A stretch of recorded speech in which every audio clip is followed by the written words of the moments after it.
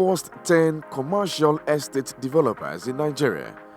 And while you are digesting that, do you know that more than half of these number are mentees of Dr. Olumide Emmanuel? Some of you may know him as a pastor. Yes, he is. As a matter of fact, he is the presiding pastor of Calvary Bible Church, spread across Nigeria, South Africa, and Europe. Among the top 10 property investors in Nigeria, he is a pace setter. He is a guest today, and we do hope you enjoy this conversation. And with us also today is Emeka Ilechukwu. He may not be well known to you. His clientele is exclusive. His popularity is within a few segments of the society. His works are not common, though they are scattered in a few public places. Aso Rock, the residence of the presidency, is one of the places where his works are displayed. Diplomats and business moguls are some of his prized customers. He sits with us today to tell us his own experience on reward for hard work.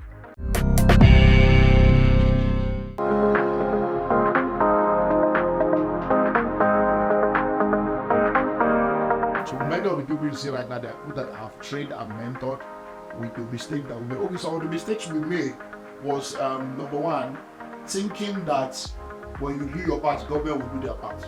So for instance, the land that I told you we bought in 2001, that's 23 years ago. If you go there right now, all the roads that we did is the only road that is still there. Government has not reached that place. The lights that we did is the only light that is there. The ball we did is the only ball. So if when we did our own, government did their own. I went there in 2001 because of Fort Mainland Bridge. This president was our governor. He called all of us to a meeting in 1999 and told us, but don't forget that Lagos State was fighting with Federal at that time. So we took that. So the Fort Mainland Bridge was what they said. So we went there. I'm still waiting 23 years later. Fort Mainland Bridge has not become it. So that is one thing. Now, another thing we notice is we're selling land, thinking we're helping poor people. Poor people can make you poor. Because now, we sold land to people in 2001. This land I'm telling you now, in 2001, we sold land to people 100,000 per plot in Ikorodu. This is 2024. 90% of those that bought the land, they have not done anything on that land. 90%. More than 100,000 disappear for 23 years. So I have been borrowing money. I had to enter into debt of over $1 billion. Money the 100,000. To be securing the land. I was borrowing money to secure it. So I've been securing the land for 23 years for somebody that paid 100,000. Now I've spent an average of 11 million per plot to secure that land for 23 years. So the person shows up in 2024. That's my land. Where is it? I say, well, your land is there. When you pay us 12 million. You are a fraud. You are a fake man of God. Where do you want to do it? So who has been keeping the land for 23 years? Angels, spirits. Even if you are shooting a place with 5,000 a month, Kokomat Valley 5,000. 5,000 times 1 year is 60,000. 60,000 in 10 years. So those are the problems. We are asking for problems. Now, I sold the land for 100,000. After we finished selling, I said, okay, now that you have finished paying for land, there was some survey, 20,000. What do you mean? Which one is survey? I don't have money. You know what I sold to pay the 100,000? So 63% of the people that bought that land, they have not paid for survey till now. So those are the mistakes we made, trying to help poor people. So those are the things we are now teaching people on how. So some people leave them in their poverty. Teach them how to come out. When they are knowledgeable enough, they will come out. Because in trying to help poor people, people end up in poverty. As far as I'm concerned, when you look at the politics of Nigeria, you know that we are still far from where we are supposed to be. And the election that we did recently was supposed to be a game changer, because the understanding of direct transmission that we had, unfortunately, was different from the understanding of direct transmission that INEC had. So during this last election, I already knew from my own thinking that Atiku cannot win. So Atiku was not out of the game for me. But I was looking at Tinubu or obedience. And the reason for that is because Atiku has been trying over and over again the way Buhari was trying over and over again. And nothing has really changed, because you see that Atiku will come when this election, after election, it will disappear. When this election time will go. So I already knew that. If looking at the way the country was, people were not in, but the Obi one was like a surprise to everybody. It's as if the wave just came. And I'm like, wow, this is serious. The way these young people are doing it, if they have the people, because one thing I knew was that it would be between Tinubu and Obi. But my fear and my concern about the Obi team ended up becoming true. Number one, majority of I was thinking that this Obi, does he have a wide coverage for the whole country? Because it's not just being popular in the south. Does he have a coverage in the north and everything? I was like, I'm not sure. Number two, all these people shouting on social media, INEC does not count Instagram likes. So INEC does not count Twitter comments. They count PVC. All these noisemakers, they have PVC. And if you see the way they were very negative, there was so much abuse. People were abusing each other, cursing each other, husband fighting one brother, fighting brother. It was becoming so toxic. Even till now, if you see anything about Obi now, they can finish you. They are ready to die. So you're like, something is wrong. And me, I know one-on-one.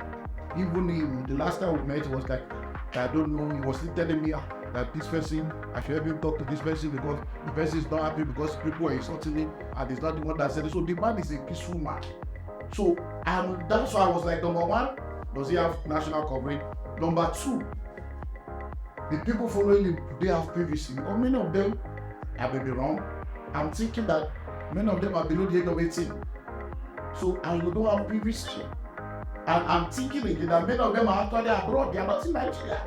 And you can't vote from abroad. So I was like, still, let's see how far it will go. But well, it went the way it went. So, and Tinubu is the president. And for the Tinubu aspect, we know what Tinubu did in Lagos, so we saw the track record of Lagos. But we also know that Lagos and federal are two different things. And people had the fact that, he has done well in Lagos, and after he left, he has people in government that are doing well. So it's okay, let's see what will happen. So, and here we are. We are only facing Nigeria as usual. And it comes to the conclusion of my belief. If Tinubu is not the answer, Atiku is not the answer, Obi is not the answer, the church is the answer.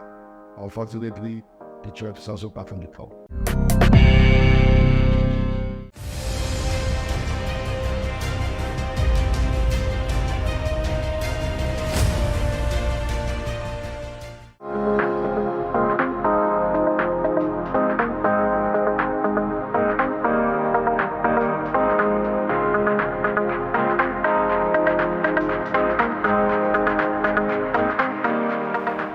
During our days, we have more people in painting and graphics than sculpture section. It's understandable.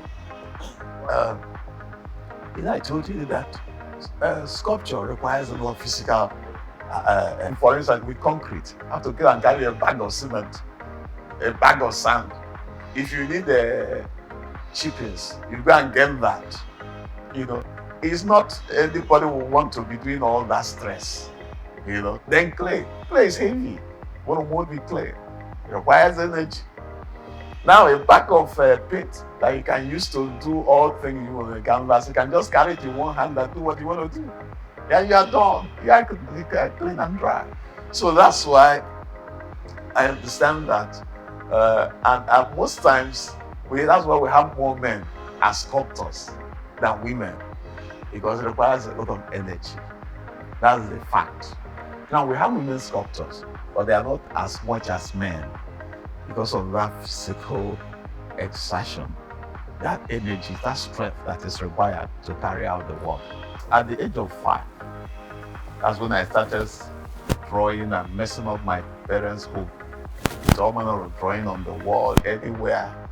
So it is inborn, it's innate.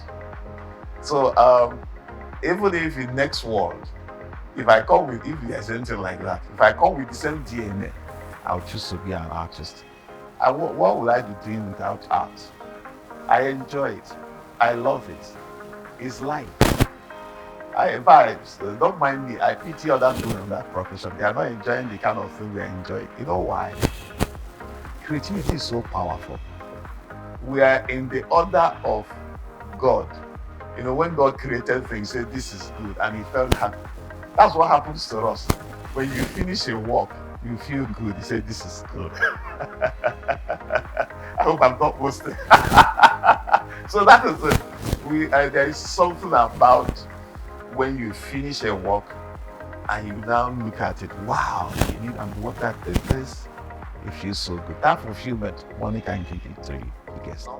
In terms of where I've been and people I've met quite a number of people. I've been in a variety of places. I've been to Asoro during the Jonathan era, the ADC to the president, Colonel Adebe, brought me over to Asoro.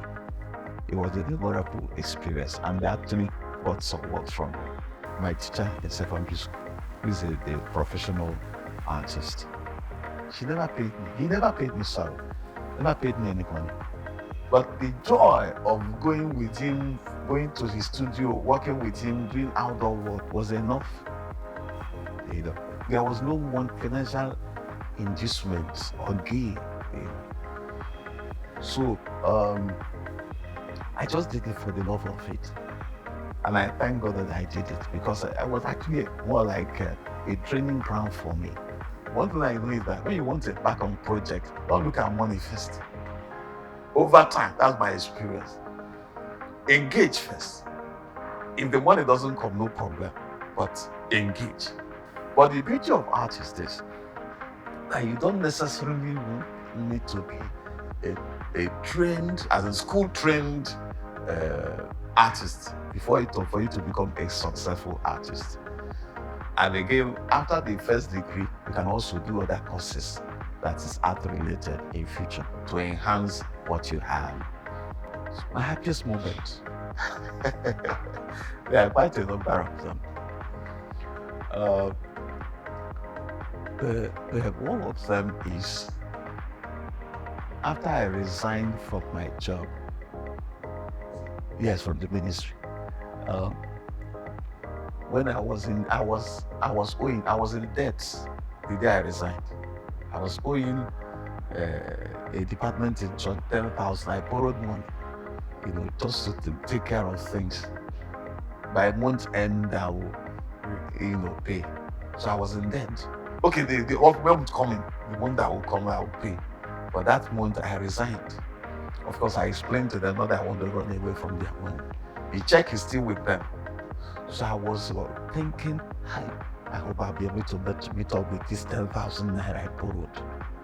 But interestingly, the very first month that I practiced, I made more than, I made more than double of my salary. I was shocked.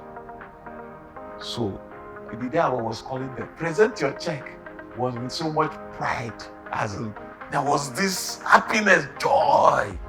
Present your check now, it will clear. Yeah, okay, yeah, you can clear. I said, yes. I was so happy because I never expected it. I thought I would suffer for like 1 year before I start making ends meet. God was even faster than me, to help me. And that tells me something. If you have an idea and you have the backing of God, go for it. Don't be afraid. Until you take that step, the first step, to take the first step, God will be watching you. But you need to take the first step.